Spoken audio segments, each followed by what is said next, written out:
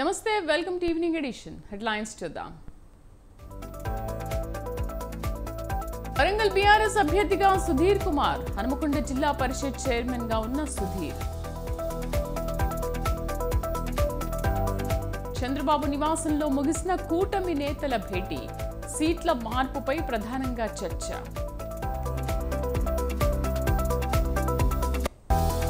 ధర్మానికి అధర్మానికి మధ్య పోటీ, 5 ఏళ్లుగా హంతకులను కాపాడుతున్నారన్న షర్మిల.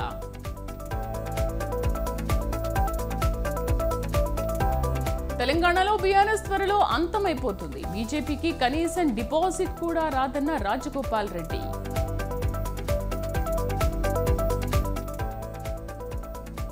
కాంగ్రెస్ హామీల అమలులో విఫలం, అరచేతిలో వైకుంఠం చూపించారన్న కేటీఆర్. ఈ నెల 14 వరకు సిబిఐ కస్టడీకి కవిత, 15 కోర్టులో హాజరుపరచాలని ఆదేశం. భారీ నష్టాల్లో ముగిసిన స్టాక్ మార్కెట్లు, సెన్సెక్స్ 793, నిఫ్టీ 234 పాయింట్ల నష్టం.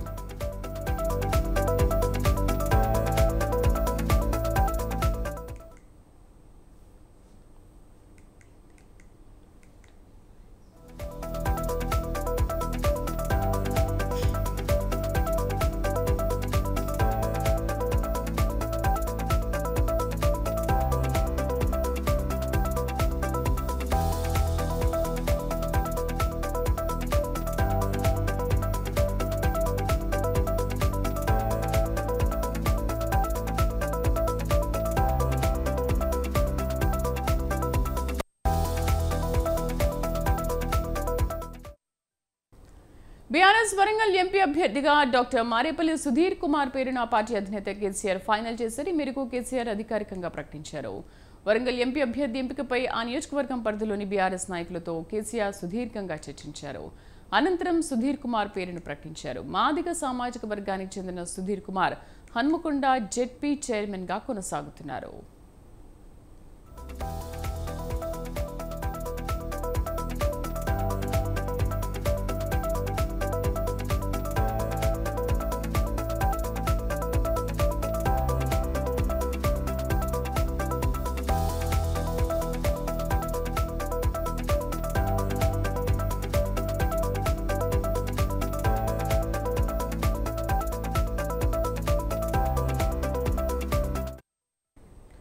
బీఆర్ఎస్ వరంగల్ ఎంపీ అభ్యర్థిగా డాక్టర్ మారేపల్లి సుధీర్ కుమార్ పేరును ఆ పార్టీ అధినేత కేసీఆర్ ఫైనల్ చేశారు. ఈ మేరకు కేసీఆర్ అధికారికంగా ప్రకటించారు.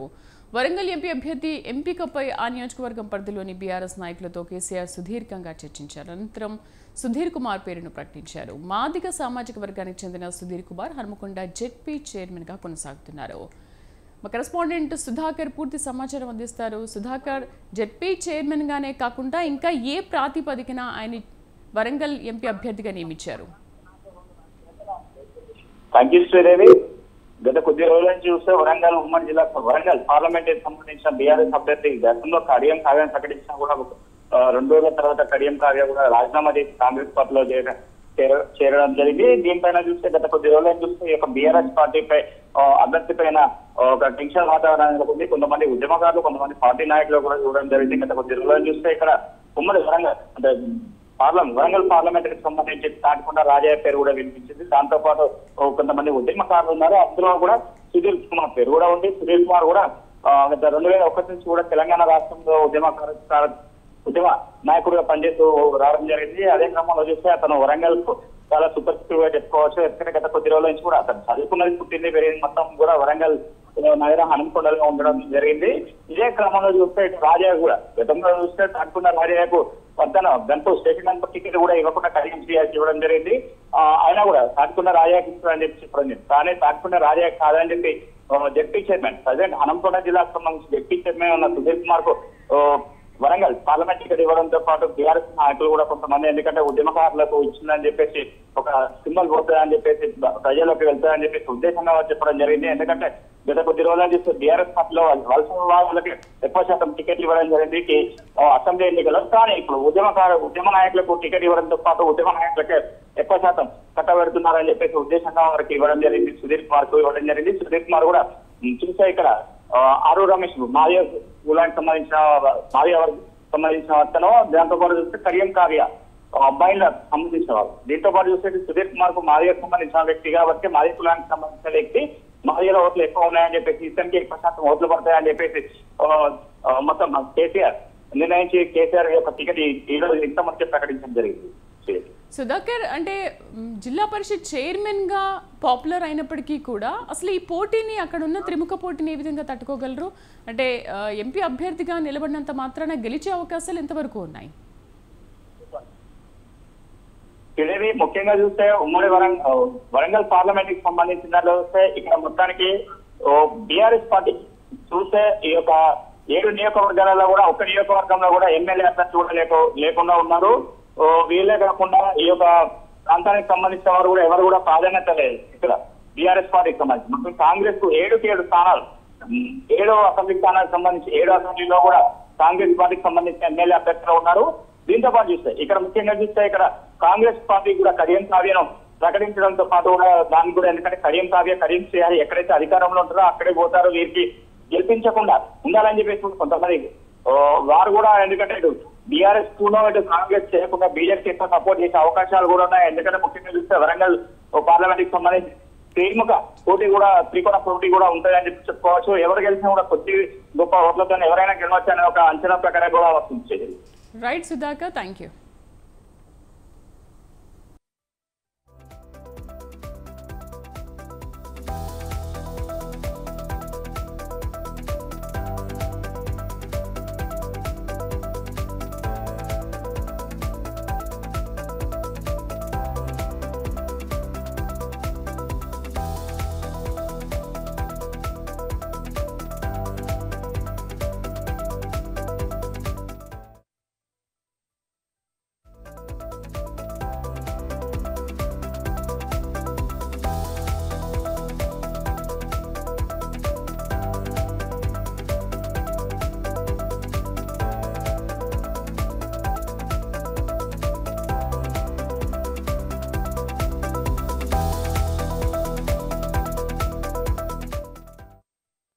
పురంధేశ్వరిపై మంత్రి పెద్దిరెడ్డి రామచంద్రారెడ్డి ఫైర్ అయ్యారు. చిత్తూరు జిల్లా పుంగనూరు నియోజకవర్గం సదుంలో ఎన్నికల ప్రచారంలో పాల్గొన్న ఆయన మైనార్టీలకు 4% రిజర్వేషన్లు తీసేస్తామని చెప్పిన పురంధేశ్వరి నేడు మాట మారుస్తున్నారని ఆగ్రహం వ్యక్తం చేశారు. వైఎస్ రాజశేఖర రెడ్డి మైనార్టీలకు రిజర్వేషన్లు ఇచ్చారని ఆమె నోటితోనే చెప్పారన్నారు. తెలంగాణ ఎన్నికల ప్రచారంలో కేంద్ర హోంమంత్రి అమిత్ షా 4% ముస్లిం రిజర్వేషన్లు తీసేస్తామని చెప్పారన్నారు. వీరికి మనుషుల మీద ప్రేమ లేదని, కేవలం ఓట్ల మీద మాత్రమే ప్రేమ ఉందన్నారు పెద్దిరెడ్డి. ఈరోజు మళ్ళీ ఆమె చెప్పింది మైనారిటీల 4% రిజర్వేషన్ తీసేస్తాము, రాజశేఖర రెడ్డి గారు పెట్టింది అది అని చెప్పి ఆమె చెప్పింది. ఆమె నోటితో మనం చూసాము పత్రికల్లో, టీవీలలో కూడా. మళ్ళీ ఈరోజు స్టేట్మెంట్ ఇచ్చింది నేను చెప్పలేదు అని. అంటే కేవలం మైనారిటీల ఓట్ల కోసం మళ్ళా మాట మార్చి చెప్తా ఉంది. మనసులో ఉన్న మాట ముందే చెప్పేసింది. వాళ్ళ పార్టీకి సంబంధించిన కేంద్ర హోంమంత్రి కూడా చెప్పాడు తెలంగాణ ఎన్నికలు జరిగేటప్పుడు 4% మైనారిటీల రిజర్వేషన్ మేము తీసేస్తాము, మేము అధికారంలోకి వస్తాయని చెప్పి 4 నెలలకు ముందు జరిగిన శాసనసభ ఎన్నికల్లో స్వయంగా అమిత్ షానే చెప్పాడు. మరి వాళ్ళకి ఎప్పుడో మనుషుల మీద ప్రేమ లేదు, మన ఓట్ల మీద ప్రేమ ఉంది. ఈరోజు మళ్ళీ ఆమె చెప్పింది మైనారిటీల 4% రిజర్వేషన్ తీసేస్తాము, రాజశేఖర రెడ్డి గారు పెట్టింది అది అని చెప్పి ఆమె చెప్పింది. ఆమె నోటితో మనం చూసాము పత్రికల్లో, టీవీలలో కూడా.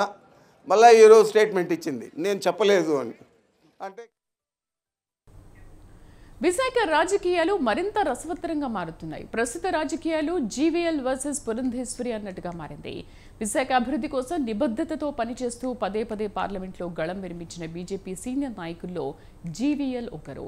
జీవీఎల్కు మద్దతుగా జనజాగరణ సమితి మద్దతుగా నిలిచింది. రాష్ట్రంలో కుటుంబ రాజకీయాలు నశించాలని జనజాగరణ సమితి రాష్ట్ర కన్వీనర్ వాసు అన్నారు. వైజాగ్ యువత జీవీఎల్కు సారథ్యం కావాలని కోరుతున్నారన్నారు. విశాఖలో ఐటీ రంగాన్ని అభివృద్ధి చేయడం కోసం నిరంతరం నిబద్ధతతో పనిచేస్తున్న జీవీఎల్కు ఓటు వేసి భారీ మెజార్టీతో గెలిపించాలని పిలుపునిచ్చారు.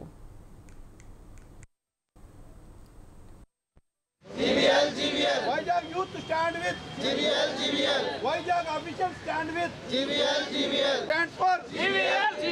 కుటుంబ రాజకీయాలు యువత విశాఖ నుండి ఐటీ సంబంధించిన ఉద్యోగాలకు కోర్సులు నేర్చుకోవడానికి హైదరాబాద్, బెంగళూరు వంటి మహానగరాలకు వలస వెళ్తున్నారు. అక్కడే ఉద్యోగాలు చేస్తూ కుటుంబాలకు దూరంగా జీవితాన్ని భారంగా గడుపుతున్నారు. విశాఖను దేశంలోనే అతిపెద్ద ఐటీ పరిశ్రమ అభివృద్ధిగా చెందడానికి జీవీఎల్ గారు సమగ్రమైన ప్రణాళిక సిద్ధం చేసుకున్నారు.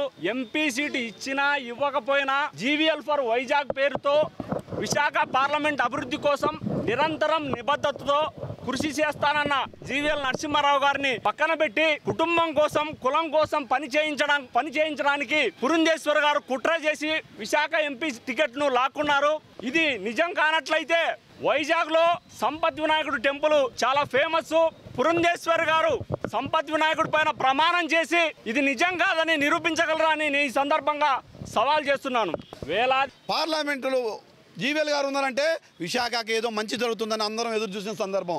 ఒక ఐటీ సబ్జెక్ట్ సంబంధించి మాట్లాడుతున్నప్పుడు యూత్ అంతా ఆయన సాయి ఒక ఆశాజ్యోతిగా చూశారు. వైజాగ్ సంబంధించి ఒక స్టీల్ ప్లాంట్ గురించి మాట్లాడుతున్నప్పుడు స్టీల్ ప్లాంట్ ఎంప్లాయీస్ అందరూ జీవీఎల్ ఉంటేనే మనకి స్టీల్ ప్లాంట్ నిలబడుతుంది అనే ఒక అవగాహన వచ్చింది. పార్టీ యొక్క ఎంపీ అయినప్పటికీ, అధికార పార్టీ ఎంపీ అయినప్పటికీ ఆయన ఒక ప్రతిపక్ష పాత్ర పోషిస్తూ ప్రజల తరఫున వాయిస్ వినిపించినటువంటి జీవీఎల్ గారు ఈరోజు ఆయనకి సీటు లేకుండా చేయడం అనేది చాలా దురదృష్టకరం. విశాఖలోని అన్ఎంప్లాయిడ్, విశాఖలోని అనేక రాష్ట్రాలకు సంబంధించినటువంటి కమ్యూనిటీస్, అనేక రిలీజియస్ టీమ్స్ అన్నీ కూడా చాలాసార్లు ఫోన్ చేసి నిరసన తెలియజేస్తూ ఉంది. పార్లమెంటులో జీవీఎల్ గారు ఉన్నారంటే విశాఖకి ఏదో మంచి జరుగుతుందని అందరం ఎదురు చూసిన సందర్భం.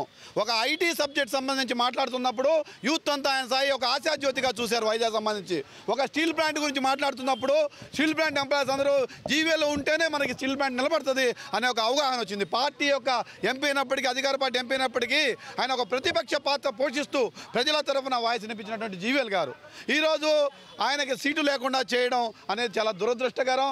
విశాఖలోని అన్ఎంప్లాయిడ్, విశాఖలోని అనేక రాష్ట్రాలకు సంబంధించినటువంటి కమ్యూనిటీస్, అనేక రిలీజియస్ టీమ్స్ అన్నీ కూడా చాలాసార్లు ఫోన్ చేసి నిరసన తెలియజేస్తూ ఉంది. పార్లమెంటులో తెలంగాణలో ఎన్నికలు సమీపిస్తున్న వేళ బీఆర్ఎస్ దూకుడు పెంచింది. ఎన్నికల ప్రచారానికి గులాబీ బాస్ ముమ్మరం చేస్తున్నారు.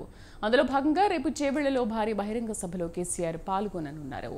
ఈ సభకు సంబంధించి ఏర్పాట్లను మాజీ మంత్రి సవితా, ఎమ్మెల్యే కాళ యాదయ్య తదితరులు పరిశీలించారు. రానున్న పార్లమెంట్ ఎన్నికల్లో చేవెళ్ల అభ్యర్థి కాసాని జ్ఞానేశ్వర్ను అధిక మెజార్టీతో గెలిపించాలని కోరారు. కాంగ్రెస్ కల్లబొల్లి మాటలు చెప్పి అధికారంలోకి వచ్చిందని, అధికారంలోకి వచ్చి 100 రోజులు గడిచినా ఇచ్చిన హామీలు అమలు చేయలేదన్నారు. రేపు జరగబోయే సభను విజయవంతం చేయాలని పిలుపునిచ్చారు.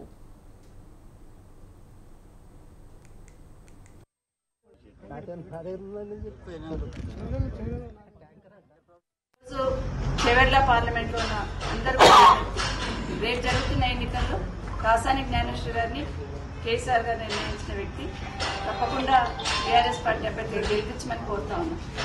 ఒక్కసారి వెనక్కి తిరిగి ఆలోచిస్తే తెలంగాణ రాష్ట్ర ప్రజలందరూ కూడా 10 సంవత్సరాల కేసీఆర్ గారి పాలన, ఈ 90 రోజులు 100 రోజులు ఈ పాలనను బేరీజ్ వేసుకుంటే డెఫినెట్గా ఒక అనుభవం ఉన్న నాయకుడు పాలన చేస్తే ఎట్లా ఉంటుందనేది స్పష్టంగా తెలంగాణ రాష్ట్రంలో అర్థమవుతోంది.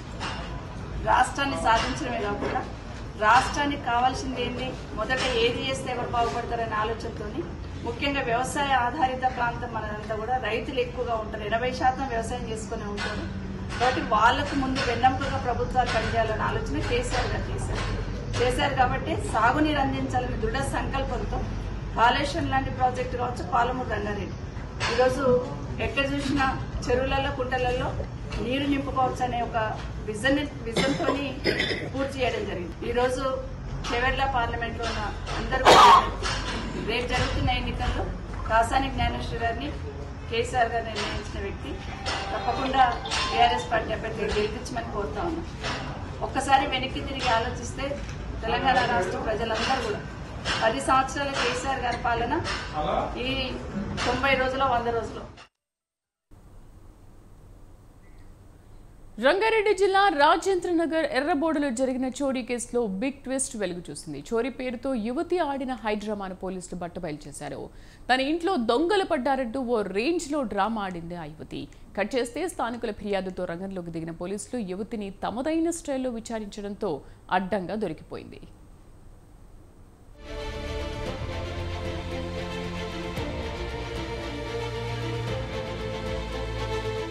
రంగారెడ్డి జిల్లా రాజేంద్ర నగర్ పిఎస్ పరిధిలోని ఎర్రబోడ కాలనీలో పట్టపగలు చోరీ డ్రామా కలకలం రేపింది. తన ఇంట్లోకి దొంగలు ప్రవేశించి అల్మారాలో ఉన్న బంగారం, వెండి ఆభరణాలతో పాటు విలువైన వస్తువులు ఎత్తుకెళ్లారని ఓ యువతి కేకలు వేసింది. స్థానికుల సమాచారంతో పోలీసులు ఘటనా స్థలానికి వెళ్లి పరిశీలించారు. అయితే ముసుగులు ధరించిన ఇద్దరు దుండగులు ఇంట్లోకి చొరబడి బీరువాలోని 25,000 నగదు అపహరించుకుపోయారని ఆ యువతి పోలీసులకు తెలిపింది.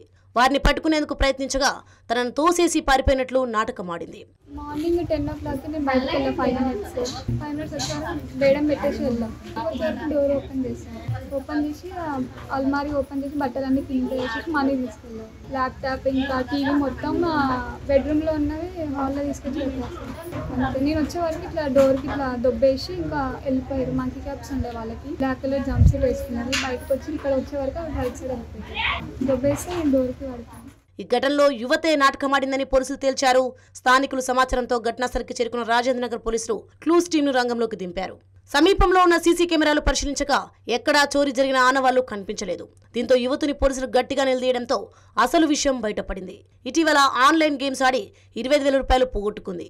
ఆ డబ్బు స్నేహితుల వద్ద నుంచి అప్పుగా తీసుకోగా వారు డబ్బు తిరిగి చెల్లించాలని ఒత్తిడి చేయడంతో ఈ చోరీ డ్రామాకు తెరలేపింది.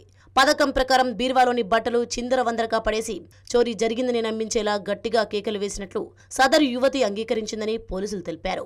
యువతి డ్రామాతో పోలీసులతో పాటు స్థానికులు కూడా షాక్ అయ్యారు.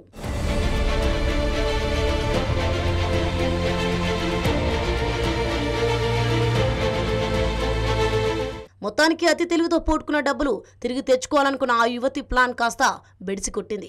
తమ సమయం వృధా చేయడంతో పాటు మరోసారి ఆన్లైన్ గేమ్స్ జోలికి వెళ్లకుండా ఉండేందుకు ఆ యువతిని మందలించి పంపారు రాజేంద్ర నగర్ పోలీసులు. ఇవి బులెటిన్ విశేషాలు. నమస్తే.